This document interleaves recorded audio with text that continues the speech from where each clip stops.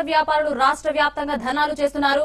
అందులో భాగంగానే హైదరాబాద్ లో ఇందిరా పార్క్ దగ్గర ఆందోళన చేస్తున్నారు. పూర్తి సమాచారాన్ని మా ప్రతినిధి నరేందర్ లైవ్ లో అందించడానికి సిద్ధంగా ఉన్నారు. నరేందర్, వస్త్ర వ్యాపారుల ప్రధాన డిమాండ్ ఏంటి? అంతేకాకుండా ప్రస్తుతం అక్కడ పరిస్థితి ఎలా ఉంది? Okay, thank you Shaheen. రాష్ట్ర వ్యాప్తంగా వస్త్ర వ్యాపారులు అయితే వస్త్రాలపై విధిస్తున్న వ్యాట్ ను ఎత్తివేయాలని నిరసన చేస్తున్నారు. అందులో భాగంగా మనం ఇందిరా పార్క్ జంటనగా చెందిన వస్త్ర వ్యాపారుల అసోసియేషన్ ఆధ్వర్యంలో ఇక్కడ ధర్నా చేయడం జరుగుతుంది. అయితే గతంలో కూడా అంటే 2 సంవత్సరాల నుంచి వ్యాట్ ని ఎత్తివేయాలని చెప్పేసి కంటిన్యూస్ గా వీళ్ళు పోరాడడం జరుగుతుంది. అయితే మొన్న కూడా సెన్సిటివ్ కమ్యూనిటీ చేశారు. వస్త్రాలపై కూడా వీళ్ళు ధర్నాలు అంటే రాస్తా రోకోలు ర్యాలీలు చేశారు. అయితే మనతో మాట్లాడడానికి వస్త్ర వ్యాపారులు చెప్పండి, మీరు గత 2 సంవత్సరాలుగా పోరాడుతున్నారు. ఇంత ముందు కూడా అంటే 2011లో కూడా మీరు ఇక్కడ దాదాపు 4-5 రోజులు ధర్నా చేశారు. అసలు ఏమి సాధించారు మీరు? మేము గతంలో ఇదే స్థలంలో 9 రోజులు నిరాహార దీక్ష రిలే హంగర్ స్ట్రైక్ చేసి ప్రభుత్వంతో పోరాడము.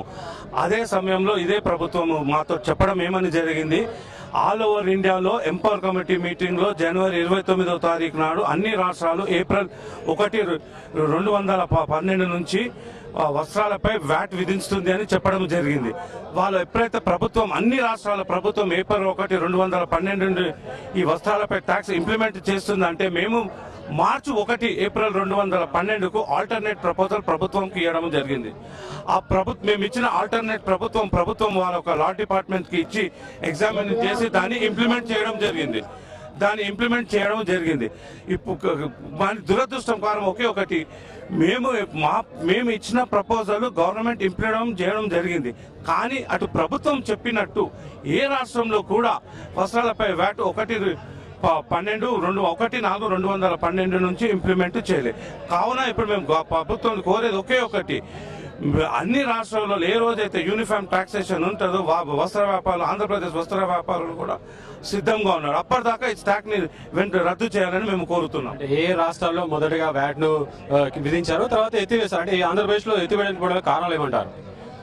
ఇప్పుడు 2011 నుంచి 6 రాష్ట్రాలలో భారతదేశంలో 5 రాష్ట్రాలపై వ్యాట్ విధించింది. ఇటు ఒరిస్సా, ఇటు జార్ఖండ్, ఇటు మధ్యప్రదేశ్, ఇటు తమిళనాడు మరియు రాజస్థాన్ మరియు ఆంధ్రప్రదేశ్.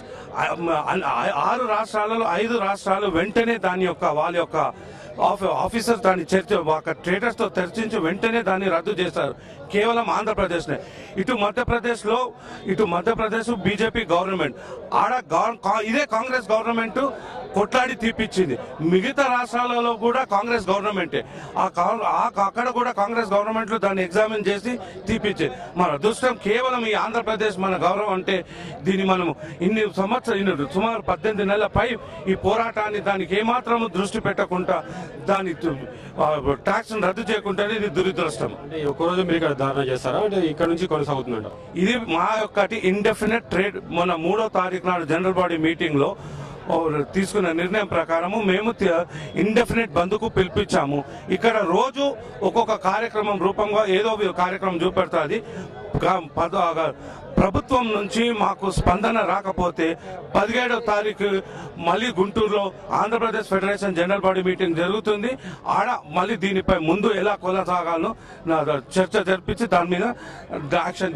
రైట్ షాహీన్, వీళ్ళు చెప్తుంది ఏంటంటే ప్రభుత్వం స్పందించేంత వరకు వీళ్ళ నిరసనలు కావచ్చు, రాస్తా రోగాలు కావచ్చు, ర్యాలీలు కావచ్చు, అంటే ఇంకా మానవ హారాలు కావచ్చు, ఈ రోజు నుంచి కొనసాగుతుంది. అదే విధంగా 17వ తారీఖు నాడు వీళ్ళందరూ ఒక విధంగా సమావేశం అయిన తర్వాత సమావేశంలో చర్చించిన తర్వాత అప్పుడు కూడా ప్రభుత్వం స్పందించకపోతే కంటిన్యూస్ గా వీళ్ళు దీక్ష చేయడానికి, కంటిన్యూస్ గా వస్త్రాలు అంటే దుకాణాలు మొత్తం బంద్ చేయడానికి సిద్ధంగా ఉన్నారు. Shaheen, thank you Narender.